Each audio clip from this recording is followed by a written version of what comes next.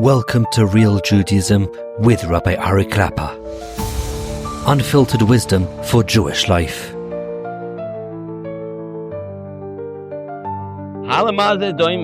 What is this comparable to?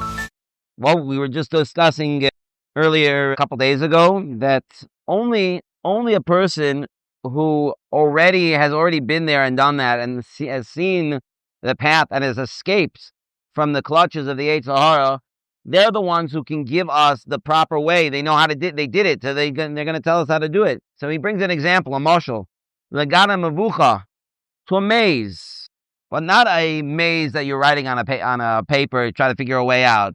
It's a human maze, right? Where you can't see, where you're inside the maze and the bushes or whatever it is that is a corn maze, I think they call it. Yeah. Where the maze, you're surrounded by some kind of shrubbery. Gana mavucha hu agana natua litzchoik. It's a certain type of garden which is made for fun. Hayadua eitzel asarim, that the grand barons and duchess of old had these types of gardens in front of their castles, just for fun. Shanatiyos asuyas ketalim ketalim, that these shrubberies would make walls. And between these these bushes would be different paths. Kulam doimim zelazeh. They all look very similar. And you're supposed to get to the portico in the middle. You're supposed to get to the elevated area in the middle of the garden. That's the point of the game. Some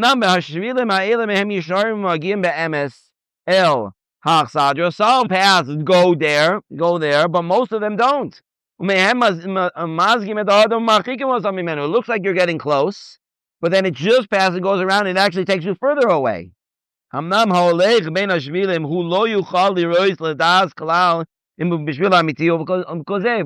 you're in that maze, that corn maze, you don't know. I look like I'm getting closer, but am I really getting closer or not? And sometimes you look like you're getting farther away, but really you're getting closer. And it's impossible to tell.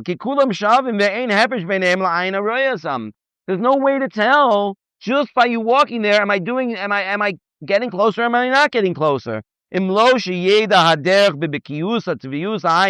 already were there and you know it. You know the path already. And you can tell, I know where to make a right. I know where to make a left. I know where to continue straight. Because I've been down this path before. I know the neighborhood. I know what's happening over here. I know the pitfalls. I know the places where you're going to get stuck. How do you know? How do you know? You ever been there? Sometimes people have been there and they still don't recognize it. Like the story we said the other time. They still fall into the pitfalls. I've been there again and again because they think, no, it doesn't make sense to go the other way. I have to go this way. Sometimes people fall. They don't even realize that they fell. Right? Part of this is that you have to keep your eye on the goal. Sometimes people just forget about the goal altogether. They don't even realize, hey, there actually is a goal. There's a reason. There's a place where I need to get to. Sometimes people forget that. Somebody who's already done it and knows how to get to the goal, they're the ones we can trust. But somebody who's already there in that elevated area, he sees everything in front of him. He can see, go right, go left. He knows the exact right way to go. He can see the right path and he can see the wrong path. He can be the one who will guide the people and tell the people, be careful, go this way, go this way. The one who wants to believe him, he will get there. If you trust the ones that are at the top, go right, go left, go straight over here, then you'll make it. Somebody who does not want to believe,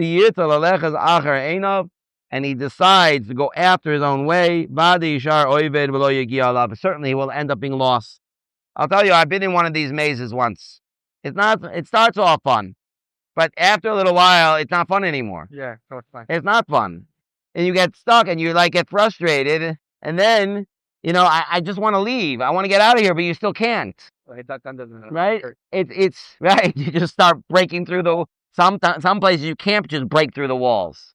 Right? Sometimes you just can't. You're really stuck. There is no place to go. But the truth of the matter is, we're in a world like this. We don't even recognize that that's where we are.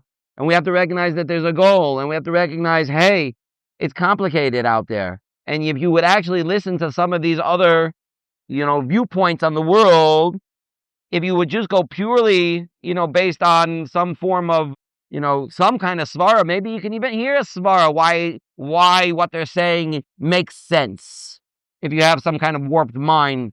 But sometimes it's much more subtle than that. And it starts off good. It starts off the right way. But if you take it too far, it could end up with disaster. Really, there are a lot of movements that are around today that their root of those movements started many, many years ago. And at that point in time, it looked like, wow, what a good thing. What a good thing, right? Certain ideas. That we want, everybody should have freedom, and everybody should they sounded like good ideas, but it takes a keen eye to realize that these are mistakes. The only ones who can realize that from the very beginning are the people who are already at the top. You already see this path is going to lead to ruin. Don't go, but it looks so good, and people get drawn in. And they get drawn into it because it seems good in the beginning. But if you have a keen eye, and only ones who have that level of being able to look at something and with real clarity without having any personal negias is Chazal. And they're the ones who are coming to tell us, this is the right way, this is the way we have to go. Okay, we'll stop over here.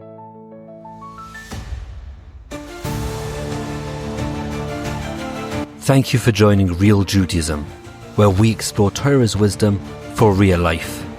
Created by J Foundations and produced by Eli Podcast Productions. Find more episodes at realjudaism.org and subscribe wherever you listen to podcasts.